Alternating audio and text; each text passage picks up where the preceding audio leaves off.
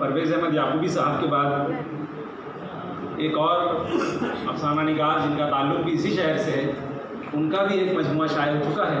मेरी मुराद है जनाब शाहिद अजमल साहब से। उनसे दरख्वास्त करता हूँ कि वो माइक पर तशरीफ़ लाएँ और अपना अफसाना पेश करें।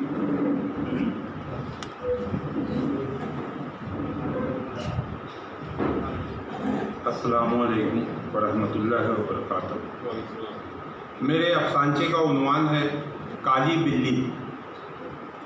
अहमद भाई एक गरीब घराने से ताल्लुक़ रखते थे। वो रोज़ाना अपनी पुरानी साइकिल पर डिब्बों में टोस्ट और ब्रेड लादकर गांव से कुछ फासले पर वाक़े शहर जाते और उसे बेचकर जो कुछ आमदनी होती उसमें गुजारा करते। एक रोज़ सुबह सुबह अहमद भाई साइकिल पर टोस्ट लेकर घर से निकल ही रहे थे कि उनके सामने से एक काली बिल्ली गुजर गई। वो साइकिल से उतरकर कुछ देर सोचते रहे, फिर नज़रअंदाज करके आगे बढ़ गए। चौराहे पर बैठे कुछ नौजवान ये सब देख रहे थे। तकरीबन 1 घंटे बाद अहमद भाई अपनी साइकिल पैदल खींचते हुए ला रहे थे। उनके दोनों पैरों से खून बह रहा था, चेहरे की खराशें साफ नजर आ रही थी। टोस्ट और ब्रेड के डिब्बे भी बेतरतीब थे। चौराहे पर बैठे नौजवान अहमद भाई की ये हालत देखकर खड़े हो गए। एक ने पूछा, अरे अहमद भाई, अभी तो आप यहाँ से अच्छे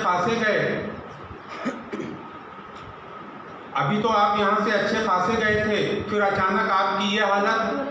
अहमद भाई ने कहा, क्या बताऊं, असल में मेरी साइकिल के सामने से एक काली बिल्ली गुजरी थी जिसे मैंने नज़रअंदाज किया। कुछ ही फासले पर गया था कि बड़ी पुलिया पर एक ऑटो वाले ने मेरी साइकिल को टक्कर मार दी और मेरा ये हाल हो गया। उन लड़कों ने अहमद भाई के साथ हमदर्दी का इजहार करते हुए उनकी साइकिल और सामान के साथ उन्हें घर तक पहुंचाया। उन नौजवानों में एक लड़का बड़ा ही शरारती था। वो हमेशा किसी न किसी को अपनी मजाक का निशाना बनाने का मौका ही ढूंढता रहता था। लोगों की हंसी उड़ाना, परेशान करना उसे बहुत अच्छा लगता था। दूसरे दिन अहमद भाई हमेशा की तरह टोस्ट के डिब्बे साइकिल पर बांधकर निकले। वो शरारती लड़का अहमद भाई के इंतज़ार में एक काली बिल्ली लेकर गली में बैठ गया।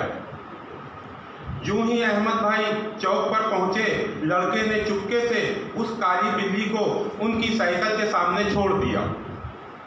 काली बिल्ली को देखकर अहमद भाई ने घबराहट में अपनी साइकिल रोक दी। कुछ देर सोचते रहे, फिर अपने घर वापस चले गए। शरीर लड़का कई दिनों तक अहमद भाई के साथ यही हरकतें करता रहा। अहमद भाई बिल्ली देखकर घर लौट जाया करते। इन हरकतों से लड़का बड़ा खुश होता, मगर जब काफ़ी दिनों से अहमद भाई घर से नहीं निकले तो लड़का बेचैन हो गया। क्या बात है, अहमद भाई दिखाई नहीं दे रहे। पता चला कि अहमद भाई धंधे पर ना जाने की वजह से कर्जदार हो गए हैं। साथ ही उस काली बिल्ली की दहशत से वो बीमार भी पड़ गए हैं। वो इसे बला समझ रहे थे।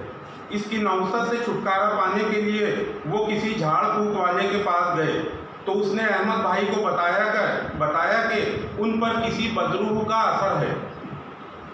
जब तक उससे छुटकारा नहीं मिलता वो यूं ही परेशान रहेंगे। इसमें उनकी मौत भी हो सकती है, पूरा इलाज कराना पड़ेगा और इसमें पैसे भी लगेंगे। अहमद भाई वैसे ही इस काली बिल्ली की वजह से दहशत में थे। अब झाड़ फूक वाले बाबा की बातें सुनकर वो बिस्तर से लग गए। इलाज के नाम पर बाबा ने अहमद से खूब पैसे ऐंठे। उन्होंने अपनी बीवी के सारे जेवरात भी बेच डाले, मगर कोई फ़ायदा नहीं हुआ। अब तो अहमद भाई चलने फिरने के लायक भी नहीं रह गए।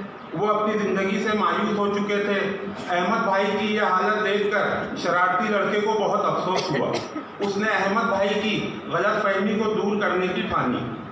दूसरे ही दिन चौराहे पर बैठे तमाम लड़कों को अपने साथ लेकर अहमद भाई के घर गया। साथ में वो काली बिल्ली भी लेता गया। अहमद भाई इतने कमज़ोर हो चुके थे कि वो बिस्तर से उठ भी नहीं पा रहे थे। शरारती लड़के ने अहमद भाई को समझाया कि आप पर किसी बदरू का साया नहीं है। जो काली बिल्ली आपके आड़े आती थी वो बिल्ली मैं जानबूझकर छोड़ा करता था, सिर्फ आपको सताने के लिए मैं ये मजाक किया करता था। देखो यही है ना वो काली बिल्ली। अहमद भाई उस बिल्ली को देखकर चौंक गए और बोले, हाँ हाँ यही तो है वो मनहूस काली बिल्ली। क्या ये सच है? कहीं आप लोग मुझसे फिर कोई मजाक तो नहीं कर रहे हैं?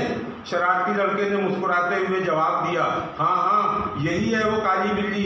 अहमद भाई की आंखें चमकने लगी, उनके चेहरे पर मुस्कुराहट दौड़ गई। इसका मतलब मुझे कुछ नहीं हुआ। वो जोश के साथ उठकर बैठ गए, खुशी से फूले नहीं समा रहे थे। उन्होंने अपनी बीवी को आवाज दी, बेगम सबके लिए चाय बनाओ, देखो अब मैं बिल्कुल अच्छा हो गया हूँ। तमाम लड़के बहुत खुश हुए। चाय पीने के बाद वो शरीफ लड़का जिसका नाम आबिद था, भाइयों अहमद भाई बीमारी की वजह से काफ़ी कमज़ोर हो गए हैं। अभी वो कुछ अरसे तक अपना कारोबार नहीं कर सकेंगे। इसके इलाज और मुआवजा के लिए भी उनको कुछ रकम दरकार होगी, इसलिए हम सब मिलकर उनकी मदद करें। आबिद एक खुशहाल घराने का लड़का था, उसने अच्छी खासी रकम देने का वादा किया। दूसरे लड़कों ने भी अपने तौर पर पैसे इकट्ठे किए और अहमद भाई को दे दिया। जब अहमद भाई सेहतमंद हुए तो लोगों ने उनको गांव में ही एक मुनासिब जगह देकर एक दुकान शुरू करवा दी और ज़्यादा से ज़्यादा लोगों को यहाँ का खरीदार बनवा दिया। इस दुकान में रोज़मर्रा की ज़रूरत का सामान मिलने लगा। लोगों के ताउन और ख़ास तौर पर आबिद की तवज्जो से दुकान खूब चलने लगी। कुछ ही अरसा बाद अहमद भाई का शुमार गांव के पैसे वाले लोगों में होने लगा। वो हज करके भी आ गए और खैर से अब हाजी अहमद सेठ कहलाते हैं। दुकान के गल्ले पर गद्दी लगाए बैठे रहते हैं।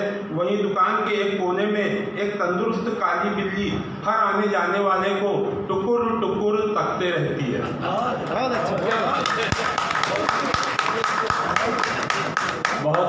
बहुत शुक्रिया शाहिद अजमल साहब, बहुत अच्छा अफसाना आपने सुनाया और उसका अख्ताम भी बड़ा अच्छा रहा और उनका अंदाज़ भी बहुत अच्छा रहा। मैं उन्हें मुबारकबाद देता हूँ। आइए